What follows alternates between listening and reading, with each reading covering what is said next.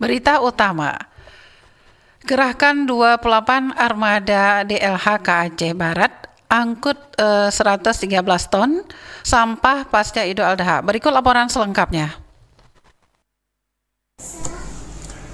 Hari pertama masuk kerja pasca libur Hari Raya Idul Adha, Dinas Lingkungan Hidup dan Kebersihan DLHK Kabupaten Aceh Barat langsung bergerak melakukan penanganan sampah yang menumpuk di berbagai titik dalam kota Melaboh. Sejak pagi hingga malam tadi, DLHK menurunkan kekuatan penuh dengan total 28 armada, terdiri dari 18 unit truk sampah, 5 unit L300 dan 5 unit Amrol. Operasi pembersihan dilakukan menyeluruh demi menjaga kebersihan dan kenyamanan lingkungan pasca perayaan Hari Besar Keagamaan.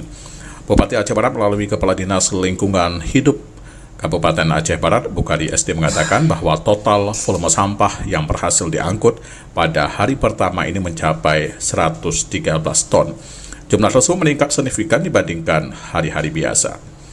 Ia juga menyampaikan bahwa Bupati Aceh Barat memberikan arahan khusus agar pelayanan kebersihan tetap optimal meski baru masuk di hari pertama kerja usai libur panjang.